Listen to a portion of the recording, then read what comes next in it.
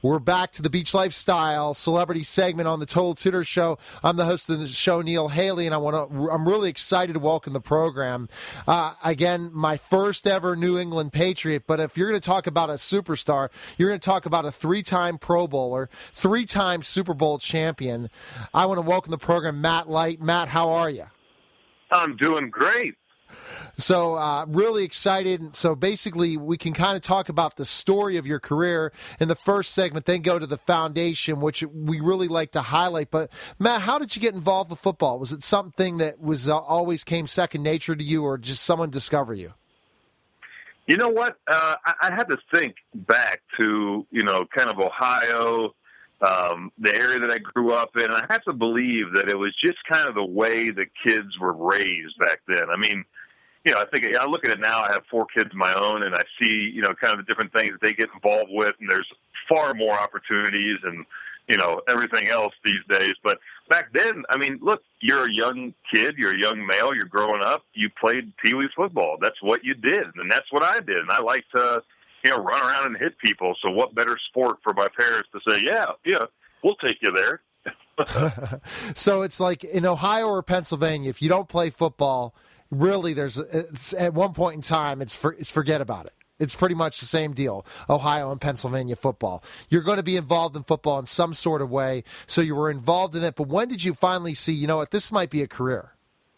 Well, you know what? I think that comes different for everybody. For me, literally play the game because I loved it. It was always fun, like everybody else starts out. And then it wasn't until probably my junior year that, I started to get a little bit of interest from, letters showing up in the mail, coaches saying things, people coming by practice. But, look, I grew up in a very small farming community that, I didn't have anybody I could look up to say, hey, I want to do what that guy did. There was a guy that had gone to Wittenberg that was a year ahead of me, who is now our head football coach.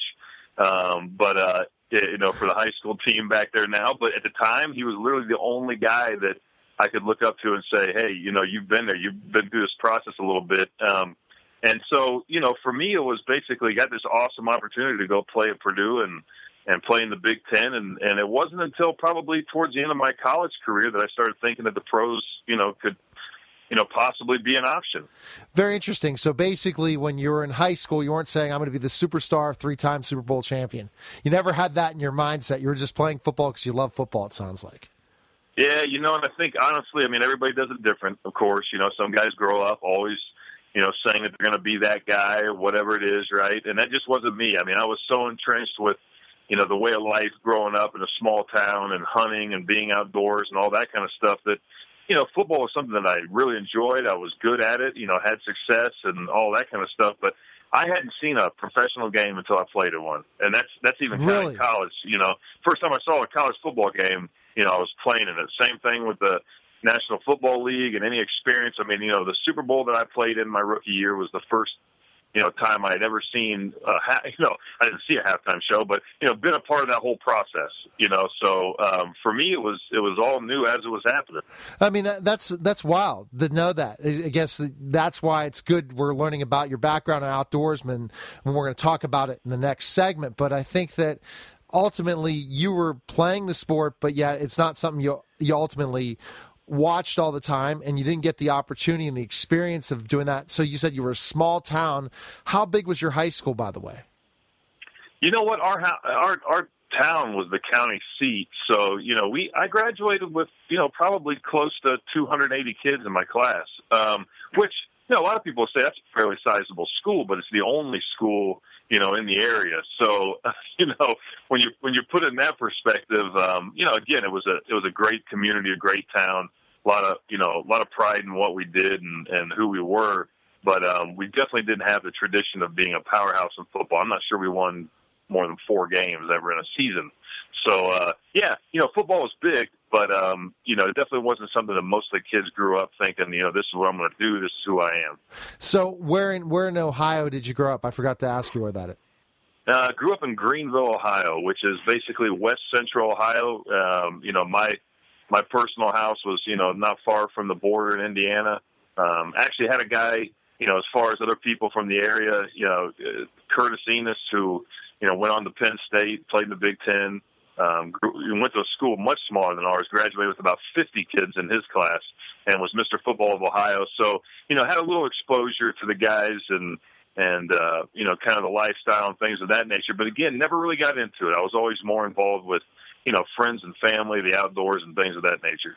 Very, very interesting. And so basically Greenville, Ohio's right on the border. So a small town, but yet big town in a way because there's no other high schools in the vicinity. So you went ahead and took the scholarship at Purdue. Was that a huge change for you just to be part of college football? And I mean, the atmosphere, especially Purdue at that time, and how big being in the Big Ten and the expectations and everything?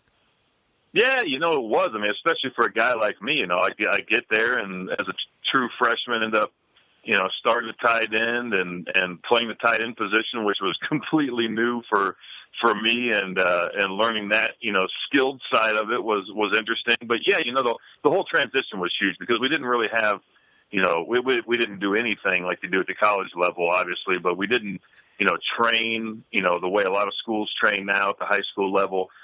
So getting into a routine and going through the workouts and, just the physical demand that's put on you from a student-athlete perspective and everything else was quite a shock. It definitely was in a way, and the playbook, and then the campus. It's a large campus at Purdue, and to be able to balance athletics and academics, and it seemed like you were a pretty strong-willed individual, being the outdoorsman and family. So academics were an important part of your life as well, right? And that's where the decision came down to go to Purdue. I had a father, have a father that's been an engineer his entire life and run an engineering group, not far from our hometown. So definitely grew up with kind of that background, and Purdue was a no-brainer on that end. And really, honestly, the professors don't care who you are off the field, so to speak, or on the field. They just want to know that you're there to learn and you're going to get it all done. So it was very demanding,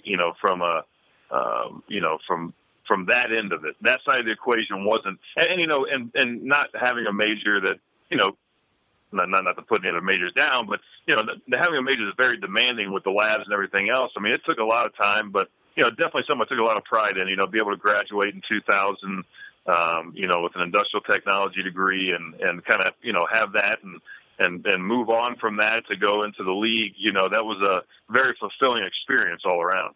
So you were definitely what the NCAA would call a student athlete, sounds like. Not like, certain, and especially picking a university like Purdue, you have the expectations. That's you could basically do a talk on that alone to kids and say, you know what, when I went to Purdue, I was a student athlete, and student was the more important thing. Some of the universities aren't like that, and I'm sure you wish, especially when you were competing against some of those universities, we're not going to mention them, Matt, that the student was not part of the athlete component. So I think you were happy that you were in a place where that was the case.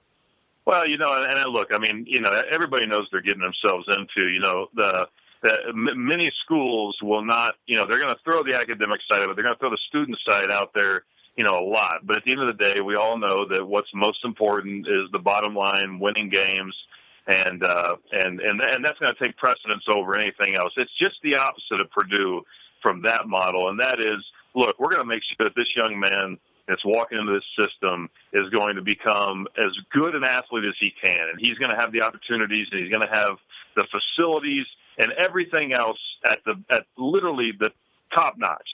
You won't find a better place than Purdue when it comes to the facilities and the investment they put in there for their student athletes. But the other side of it is that, hey, we're going to be far more impressed with his ability or her ability to leave this university being able to hang their hat on a degree that, nobody can touch. Nobody can put it down. Nobody can say anything about it because, really the culture there is that you're going to work for everything you get on the academic side. Nothing's going to be handed to you. And I respected that, and I enjoyed that aspect.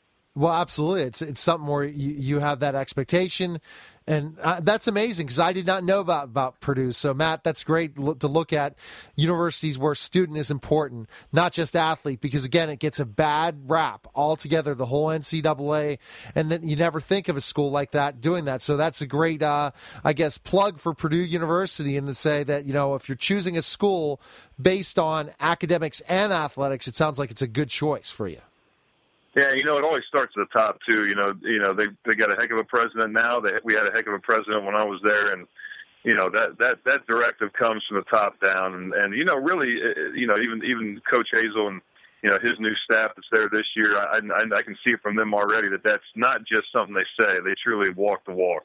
Okay, so we go specifically from there, and we go into the whole situation with you finally see you're going to be an NFL player. What happens next, Matt? You basically know that you're going to be a possible NFL player. It's your junior year when you figured this out? Yeah, I would say. I mean, look, we go and kind of laid an egg in the Outback Bowl.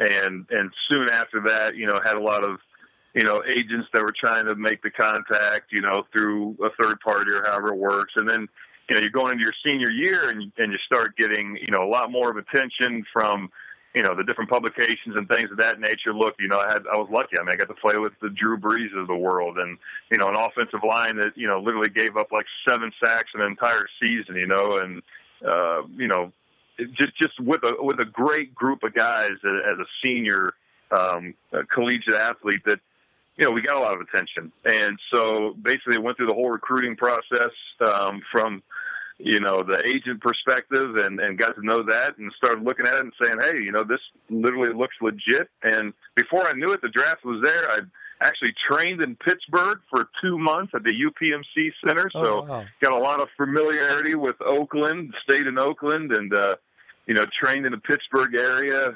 My roommate in my first year at Purdue was a Purdue guy, the Zitelli family, and had two sons that played for Purdue from, the hard-working Zitelli family. Those guys are Pittsburgh through and through. And but anyway, basically went through that whole process, got ready for the draft, went into the draft feeling great, and got picked up, midway through the second round. So. Great experience overall. Well, absolutely a great experience. And now your dream that was really not a dream, but I guess a shock in certain ways. You never thought in your whole life to say, I'm going to play in the NFL, especially when you never watched a live game in the NFL. So basically take us into this process. You get drafted and then you go to the NFL and you see, I honestly believe what helped you, Matt, to be such a successful player is I hear about how important it is to have the NFL brain and to understand things how they work. And especially in a workmanship position that you played in the NFL, it really helped to be a Purdue grad. Wouldn't you agree? Especially going into the Belichick system.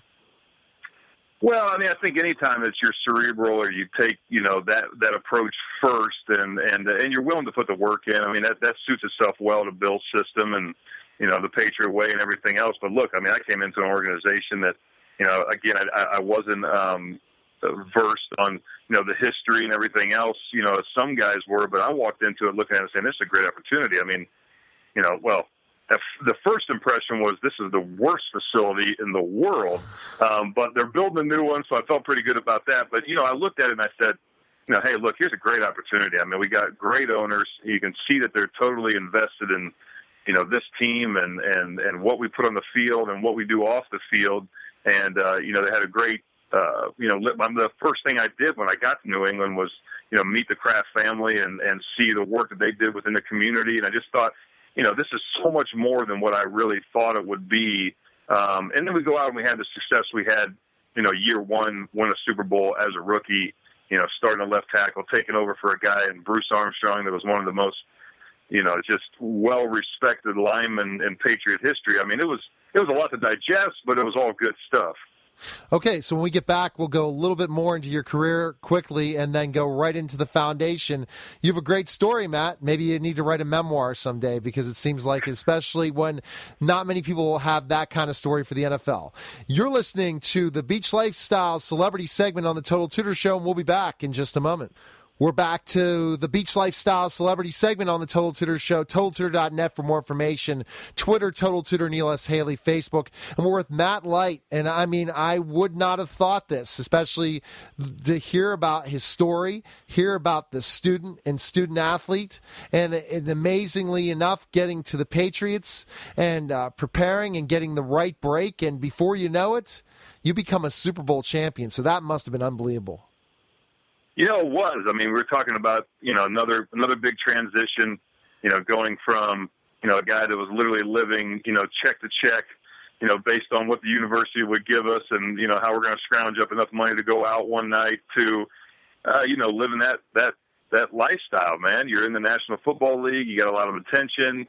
You have a lot of success. Everything's going well. I got a wife that, gave birth to our first child, months after the big game. So there was a lot to be thankful for, man. A lot to be proud of too. Okay, so let's go specifically from there. So you go on your career, 3 Pro Bowls, 3 Super Bowls, and when you decided life after football, were you ready? Did you say it's the time? Yeah, look, I mean, I was fortunate, my 11-year career, played in the Super Bowl 5 times, lost the AFC Championship game, once. I mean, did it every way you could do it. I mean, won it every way you could win it, lost it every way you could lose it. First round of the playoffs, second round of the playoffs, AFC Championship game. I mean, you name it. I mean, I just was able to do it with, some of the best guys on the planet. I was able to, play the game with. So that was, all in all, a great career. And I looked at, the lockout season and that freedom that, we all enjoyed as players, which, wasn't free. I mean, it definitely cost us a lot. But, I look at that time and I said, this is what real life's about, and this is doing it on your own and not having all those comforts of, the clubhouse and everything that's in the locker room and all the assistance that you get, from training and everything else. And I said, man, I'm going to give it one last shot. Played my 11th season, darn near won it all again, and was satisfied with, kind of where I was at in life and ready to, turn the page and go on to something bigger and, maybe better. Who knows? So basically life after football led to this foundation. So tell us about the Matt Light Foundation and how, surprisingly enough, that once you get to work running a foundation, being involved in these other things, retirement doesn't seem like retirement. As you said, you're busy as can be. Yeah, it's been an amazing process. Going on year 2 of being out of the league, this second season now. Where I haven't played and definitely settling into life after football and the foundation was something that look after winning the Super Bowl in 2001, 2002. We formed this foundation and man, it's just transformed into something absolutely incredible. It's a thing I'm probably the most proud of in my life, and the work that we do and the partnerships that we've forged over the years and the impact that we've been able to make, it's just been unbelievable to watch. And anybody that works with kids and anybody that works with kids the way we do and is for a longer period of time as we have, look, it's like anything else. It's tough at times. It's challenging. There's days you wonder why you keep doing it, but the reward is always there somehow, some way. And like I said, man, it's just something I'm truly passionate about. And we get kids in the outdoors. I mean, it's hard to put it in a nutshell.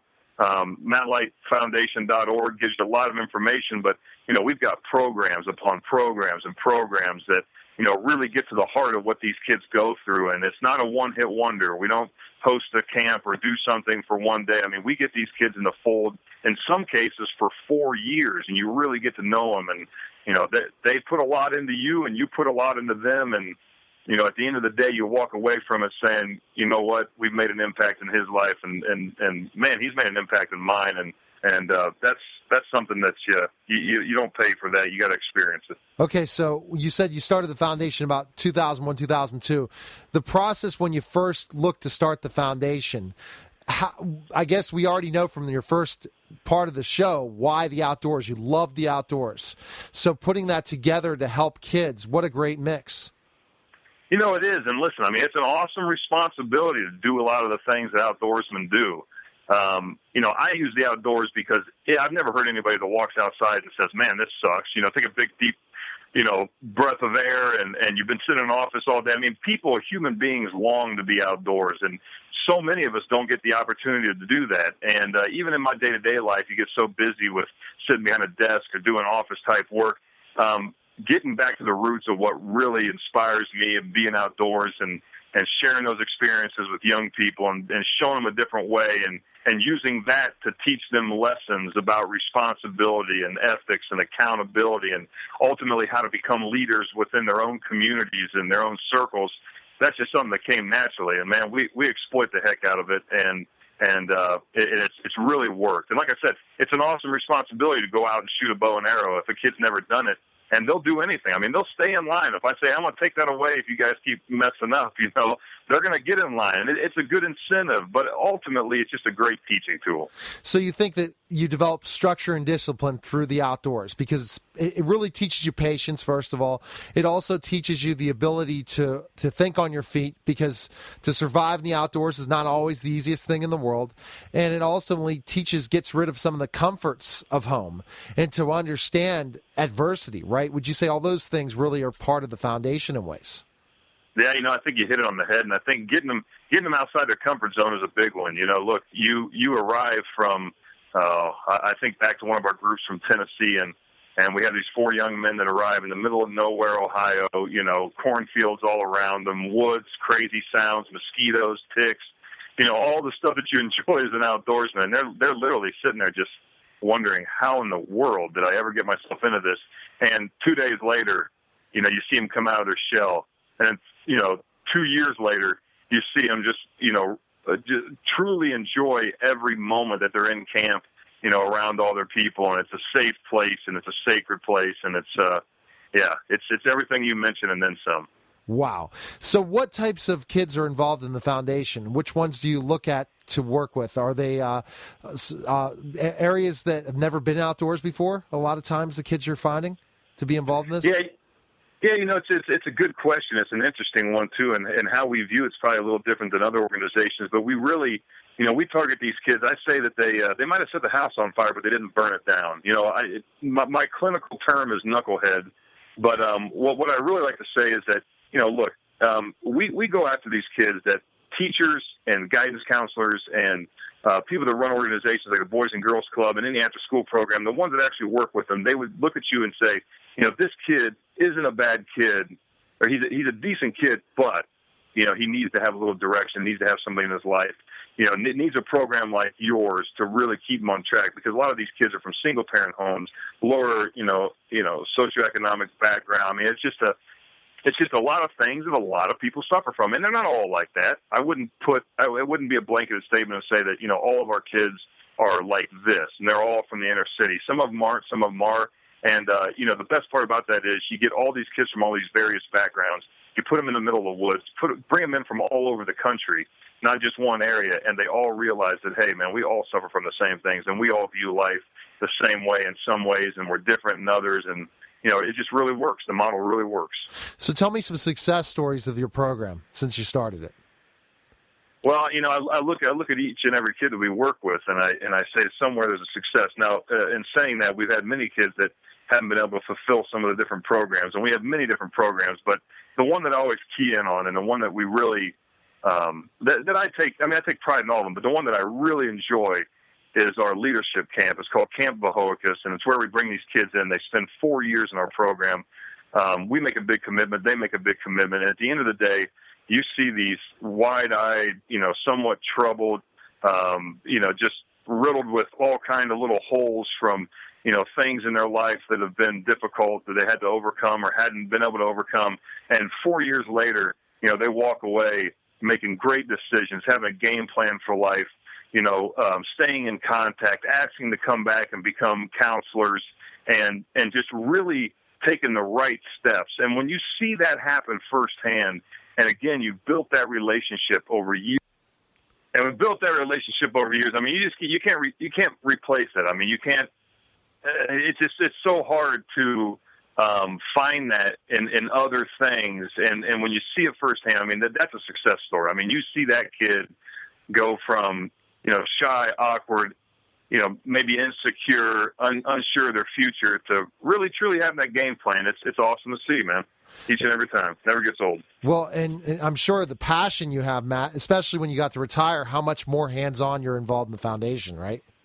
Yeah, it's great. I just got back from Ohio. We're back out here on the East Coast, and, we spend the whole summers there, and most of that time is working with these kids and running these camps. And, after 2 weeks in the woods, you look forward to having, air-conditioned home and the, comforts of the, quote unquote real world. But it's a magical time, man. It's an unbelievable just moment that we all get to share, and it is sacred, man. It's been great. I taught at a leadership camp in Tunkhannock, Pennsylvania. It's right outside of in the Poconos, and without there was electricity, but a lot of the creature comforts weren't there, and I really learned a lot.